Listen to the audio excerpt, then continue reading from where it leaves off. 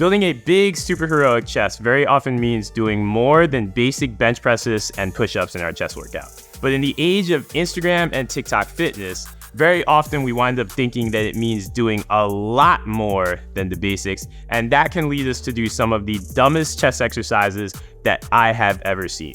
When we're talking about these, we're talking about exercises that really aren't even going to stimulate our chest, that aren't going to push us to our goals, and they're really just not going to help us get that really good mechanical tension that we need to build chest size and chest strength. So we want to get out of the habit of wasting time in our chest workouts and pick exercises that will really get us to our goals. And we're going to help you do that today by going over 3 of the dumbest chest exercises I have ever seen and helping you make them better with a couple smart fixes. So before we get into these exercises, let's talk about the 2 things that we're evaluating and really looking for in these chest exercises. And they're pretty simple. The first thing we want to do is we want to find exercises where we can progressively overload, that way we can progress the exercise. So we've got to be able to go heavier in these exercises. That way, as we get better at them, we can load them up more. That's going to help us develop our chest size and chest strength. Second thing we want to look at is we want to look at exercises that really let us create true mechanical tension in our chest. And that's going to combine some of the first approach. It has to be something progressively overloadable, but then the other thing it needs to be is it needs to be a motion where gravity and the weight is really acting on our chest and not acting on a different muscle group like our shoulders or our triceps. We want to maximize all of that load that we're lifting in our chest, and the best chest exercises are going to do that. So dumb move number 1 in our quest to build a perfect chest is something called the prayer press. And the prayer press is a move that's meant to help us create, in theory, chest adduction, and we do it by grabbing 2 plates, pinching them together, pressing them together as hard as we can, and then extending our arms out and then pulling back. You can do this in one of 2 ways. You can either do this standing or you can do this lying down on a bench. Neither of these is really going to help you develop your chest, and there's a simple reason why. First off, if we're doing it standing, we're not really optimally loading our chest. Gravity is loading our shoulders in the longest lever position. So we're not really getting that chest tension that we want out of the exercise. If we're doing it lying down, it is a little bit better, but we're still then cutting our range of motion, and we're really putting ourselves in a position where we're not going to be able to create any force with our chest, so we're not going to get the most out of the exercise. In addition to that, the prayer press also is not an exercise that we can really load.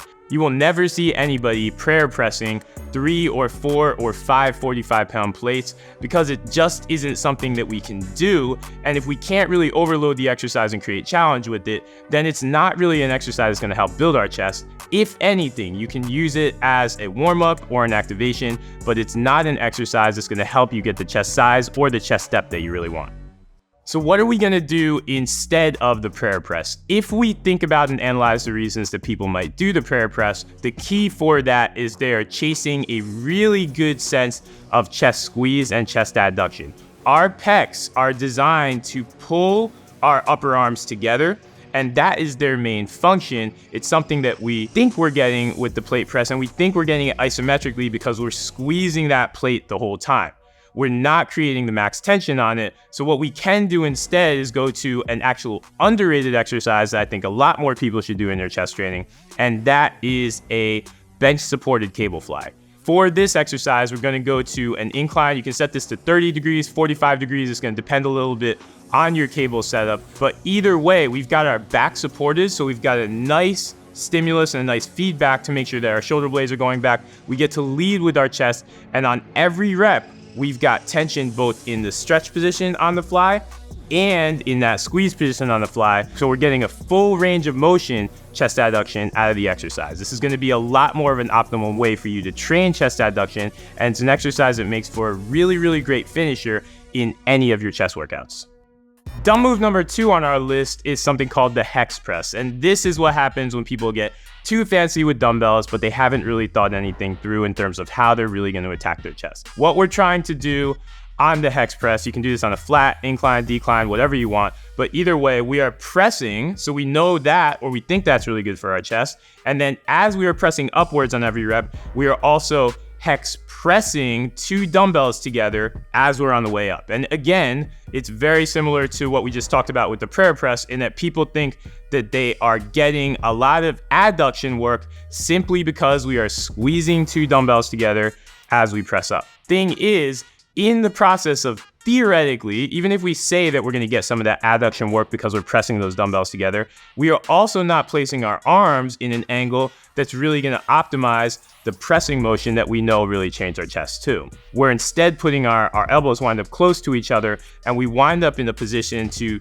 not really optimize and create true mechanical tension in our chest, but we're creating it most in our triceps. So it's just not an effective move for really focusing on our chest. If you want to get fancy with dumbbells, instead, what I'd rather see you do is grab a resistance band. You will then loop that resistance band around your back, and then we're going to grab dumbbells on top of that, and we will do our presses with that. Now, that exercise seems like it's a little bit complicated, but it is also setting you up for the thing that you're not really getting at the top of the hex press, which is that we get to work through a full range of motion press, and at the top of the press, because of the resistance of the bands, at the very top of that press, we really have to squeeze the heck out of our chest. The bands are really accomplishing what we're trying to do with the hex press more effectively. When we're trying to hex press up, we're hoping that at the very top of that rep, we will get a really good squeeze on our chest, but most of the range of motion has not been attacking our chest, it's been attacking our triceps instead. When we go to this band press, we get to press more naturally at the bottom, we get that better stretch for our chest at the bottom, and then we get that great squeeze at the top, which may be the one thing that we're missing in all of our dumbbell presses. So ditch the hex press, and let's go to the banded incline or flat dumbbell press instead. And our third dumb chest exercise is all about trying to over-focus on your upper chest. And what happens, we know that a standard incline press is going to attack our upper chest. And sometimes if we want to get a little bit more quote unquote upper chest, then we try to make that incline press even higher. We wind up with a high incline press, something around 45 degrees or even 60 degrees. And the problem with this press is it is a great exercise on its own merits, but as we increase that incline over 30 degrees, we are gradually starting to offload tension from our chest and move it into our shoulders.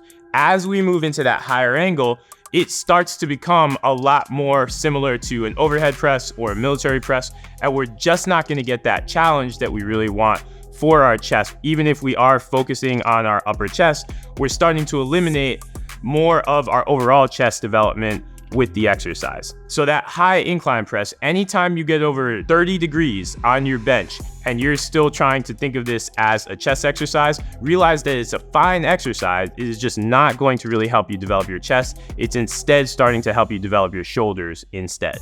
If we want to mix things up and still challenge our upper chest, your alternative exercise for this is a single arm incline press. So we're going to stay on the bench with the single arm incline press at 30 degrees, which again we know is optimal for us to attack our upper chest. But what we get to do on that single arm incline press that we don't get to do on our standard incline presses, and definitely not on that high incline press, is we get to focus a lot on mind-muscle connection. You're only working one side of your chest, so you get to really focus on getting a good squeeze at the top of every single rep.